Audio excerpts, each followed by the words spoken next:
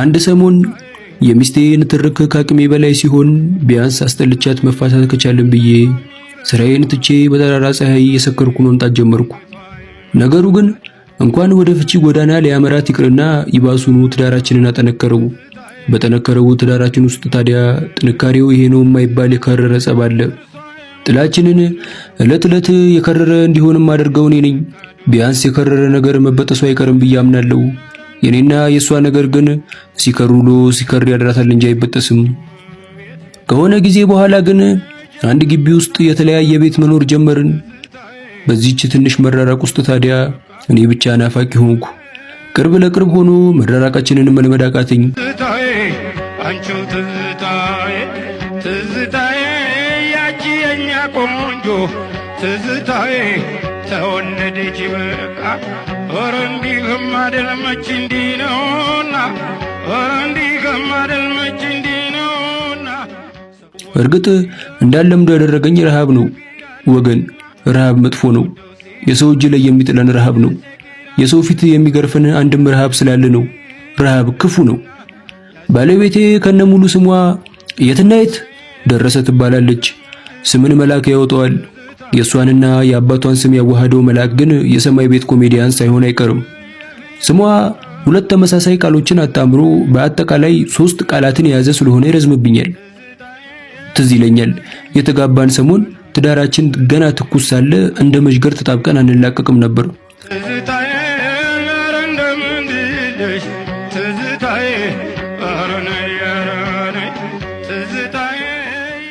ታዲያ ከዕለታት ባንዱ ቀን እንደለመደብን ተቃቅፈን ቲቪ እያየን ነው።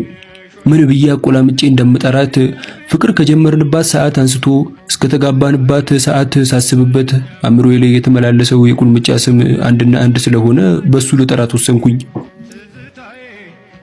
እማዬ ጠራኋት። ወይ አባዬ አለችኝ።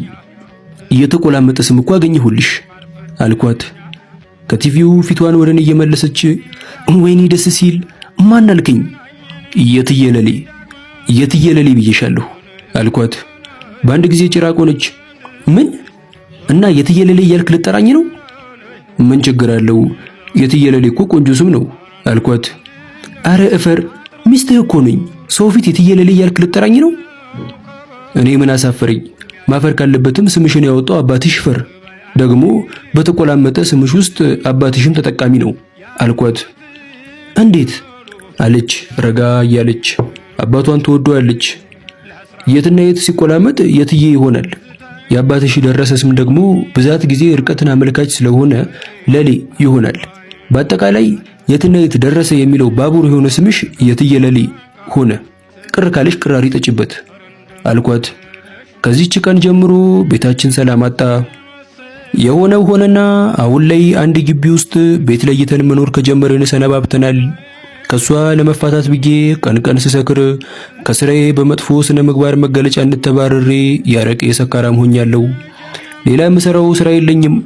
የትየለሌ ግን ዕለት ዕለት እያማረባትና ደስተኛ እየሆነች ነው። ኑሯችንን መገለማመጥ ሆኗል። ቤት ከለየን ጀምሮ ተነጋግረን አናውቅም።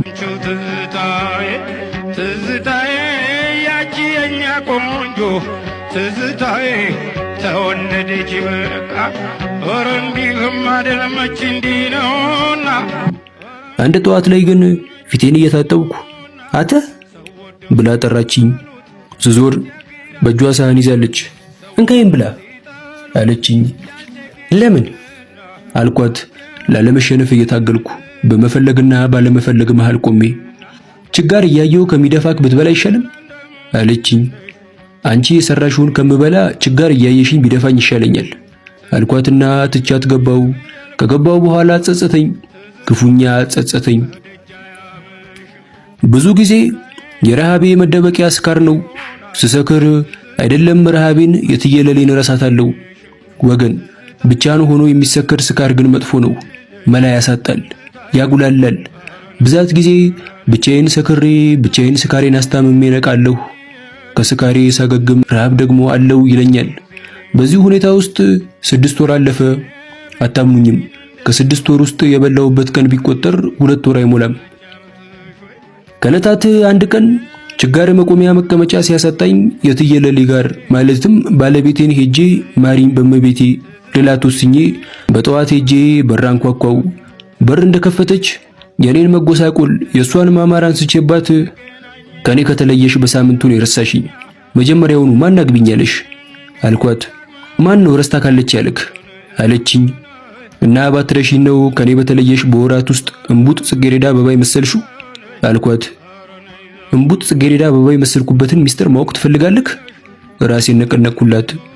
እንግዲያውስ ጠብቀኝ ብላ የገዛ ቤቴን በር ፊቴ ላይ ዘግታ ወደ ውስጥ ገባች። 5 ሴኮንድ ሳትቆይ በእጇ ዋው ጁስ ይዛ ይሄ ነው ገና እንቡጥ ያልፈነዳች ጽጌረዳ አበባ ያስመስለኝ። አንተም ባረቄ ፋንታ ዋው ጁስ ብትጠጣ ኖሮ አይደለም አበባ መልአክ ትመስል ነበር። አሁን ገባክ አለችኝ ቆጣ ብላ። ወዲያው እግሯ ስር ተደፍቼ ማሪም በመቤቴ ውዷ ባለቤቴ ሳላውቅ በስተት አውቄ በድፍረት አስቀይሜሻለሁ። እንደፊታችን እማዬ አባዬ ተባባልን እንቆላማመጣለን እማዬ አልኳት። ከዚህች ቀን ወዲህ ትዳራችን ሰላም አገኘ።